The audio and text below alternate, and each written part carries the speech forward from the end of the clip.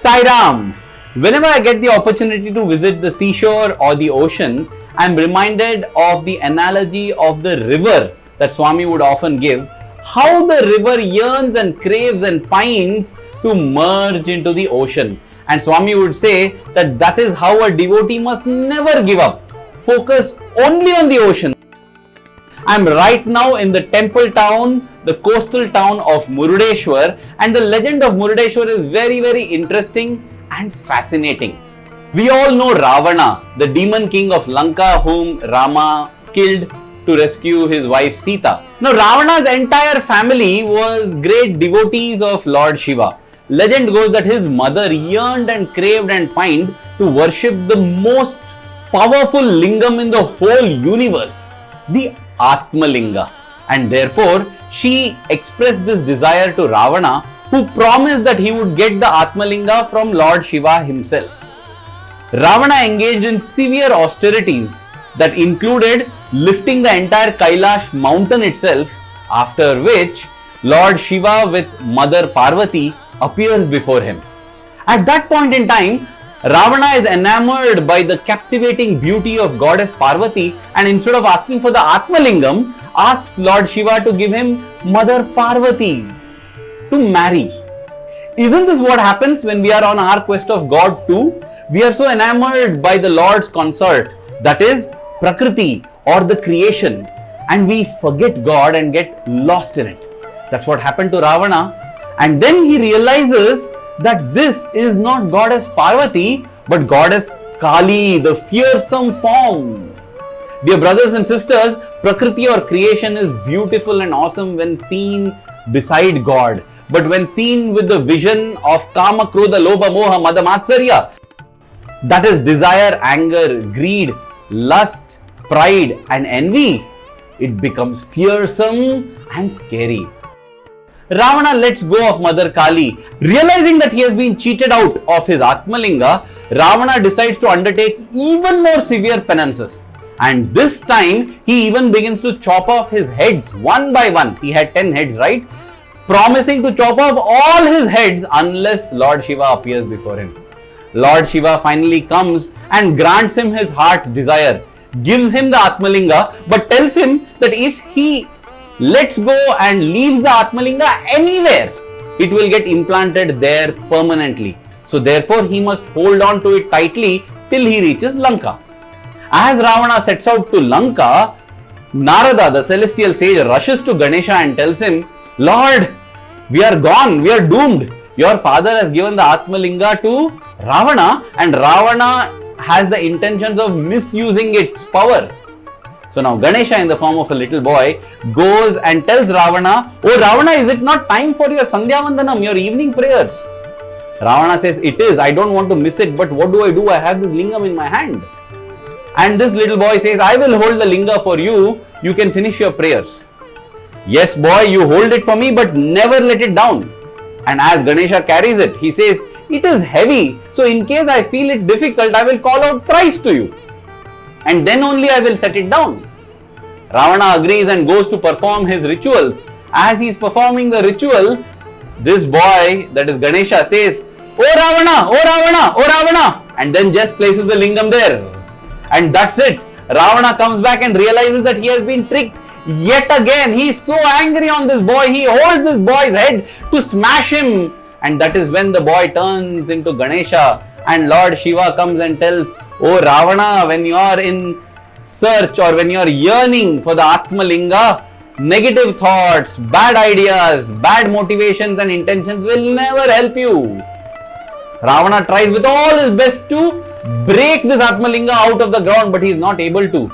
In fact, the Atmalinga breaks into pieces, but it doesn't come out of the ground.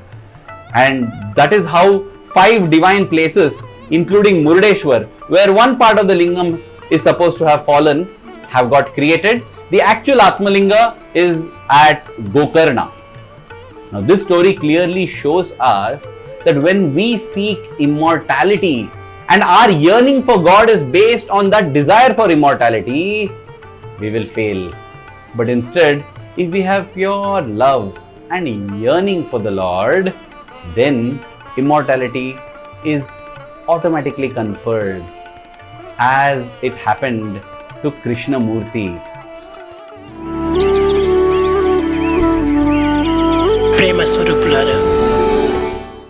This is an episode that happened when Swami was barely 17 years old.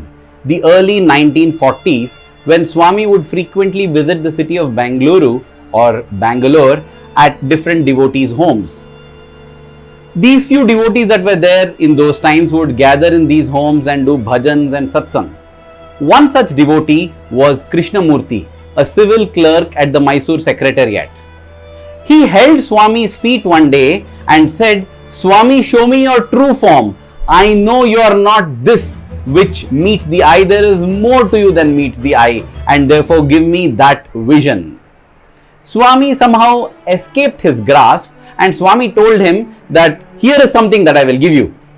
Gave him a photograph of Shirdi Baba and said, "You focus on this photograph, everything will be fine." And then Swami left to visit some other devotee's home. Krishnamurthy sat transfixed in that one place, all his focus on that Shirdi Baba photo, but his heart yearning for Swami. When at around 12 o'clock in the noon, Swami returned, in the inner room, Krishnamurthy got a sudden surge of joy. Such was the joy that he collapsed, he fainted. And the devotees came rushing to Swami and said, "Swami, Krishnamurthy has collapsed." Swami said, "It's all right, he will revive soon." Krishnamurthy revived but refused to open his eyes. He said, "I don't want to open my eyes to see anything else. The only thing that these eyes will see are the feet of Swami. Let Swami come here."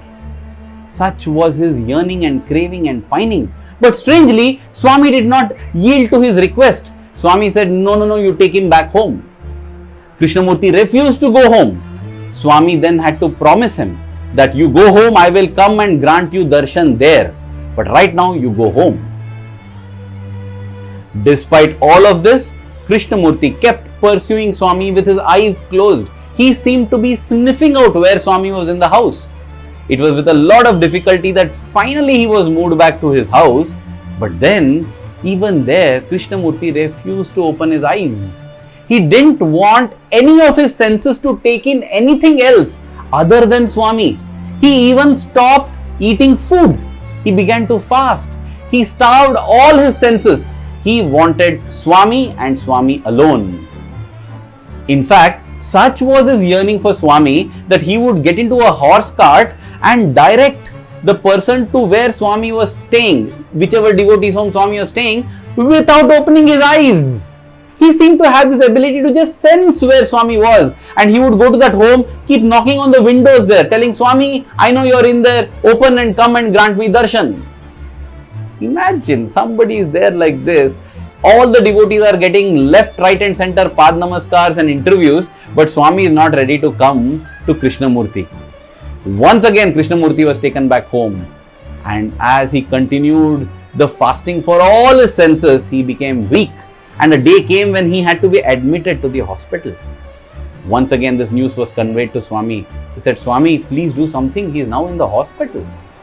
Swami said, "If he has a look at my feet, he will not be able to contain the joy. It will be like a 10,000 volt current passing through a wire, and it will just burn. The bulb will explode." So what did Swami do?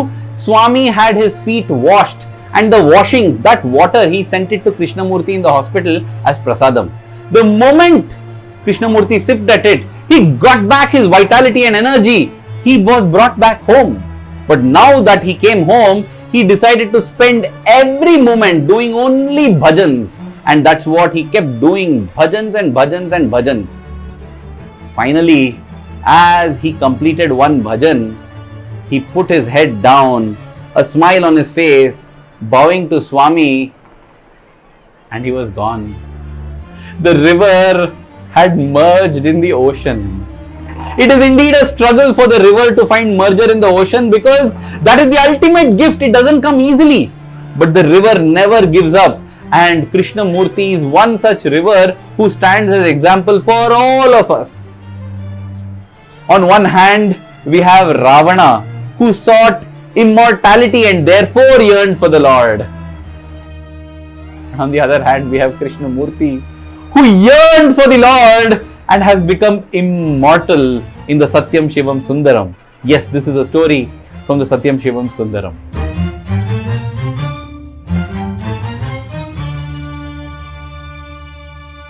Dear brothers and sisters, we might not have had chances to visit Swami when he was physically around. We might not get chances to visit the places where Swami is. It doesn't matter at all. Because what matters is our yearning for Swami. If we yearn for Swami, even if we are not able to see him, touch him or sense him, he will come to where we are. He will send us his charanamrit and receive us at his lotus feet. Those are the beautiful feelings that arise in me as I stand in this hallowed land of Murudeshwar. Seeing the Murudeshwara, Lord Shiva, my hair stand on their end and I remember Swami, the Shiva Shakti Swarupa. Dear Lord, may my yearning for you grow stronger every passing moment. May I love you more and more and more and find merger in your lotus feet. Thank you. Jai Sai Ram.